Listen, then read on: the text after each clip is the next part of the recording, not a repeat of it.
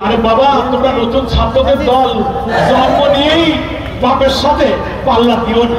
নোয়াখালীর যে বিএনপির নেতা বলেছেন বিএনপি ক্ষমতায় গেলে জামাত নিষিদ্ধ করবেন, এটা আওয়ামী লীগের সুরে আপনি কথা বলেছেন।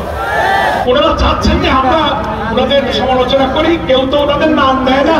তো জামাতের মতো বড় দলে দুটো কথা বললে যদি আমাদের নাম মুখে দুই একটা নেয়, আমরা আপনাদেরকে অত আমলে দিই না। রাজনীতিতে সুসম্পর্ক রাখতে হবে, ঠিক না?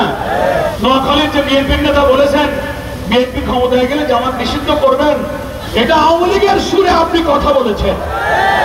যে ফ্যাসিবাদকে বিদায়ের জন্য আপনারা আমাদের রাজপথে থেকে ফ্যাসিবাদ বিরোধী সংগ্রাম করেছি, তাদের মুখে কেন আবার সেই ফ্যাসিস্ট স্টাইলে আমরা হুমকি শুনতে পাবো? চোখ রাঙানো, বিদ্যমানকে দমন করা, হিংসা, দাম্ভিকতা, অহংকার, মাস্টারি, চাঁদাবাজিকে বাংলার মানুষ পছন্দ করে না। ঢাকা বিশ্ববিদ্যালয়, জাহাঙ্গীরনগর, চট্টগ্রাম, রাজশাহীতে দেশের শ্রেষ্ঠ বিদ্যাপীঠের ছেলেরা ভোট দিয়ে এই চাঁদাবাজদেরকে ব্যর্থ করে দিয়ে প্রমাণ করেছে তোমাদের স্থান বাংলাদেশে হবে।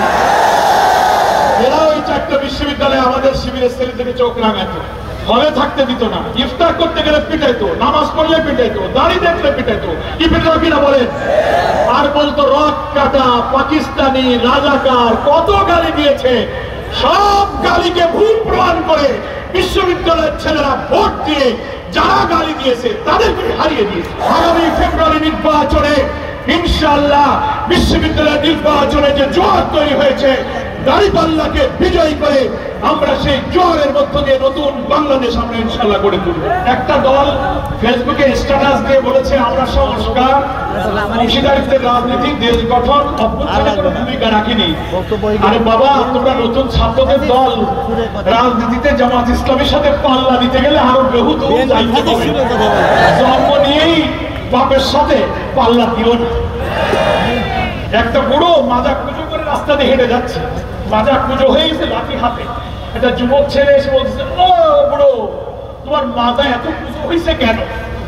তা উনি মাথাটা সোজা করে বলতেছে, বাবা এই পর্যন্ত আসো, এই পর্যন্ত আসো, মাজা কেন কুজো হয়?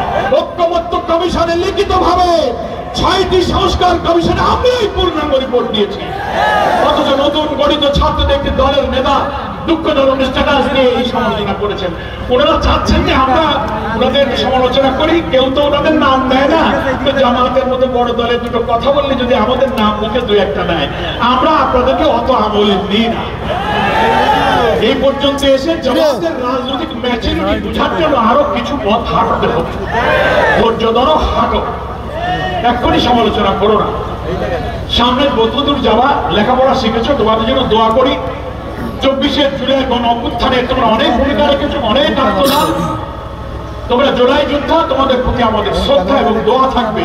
কিন্তু বড় বড় রাজনৈতিক দলে এমন রাজনৈতিক ভাষায় সমালোচনা করো।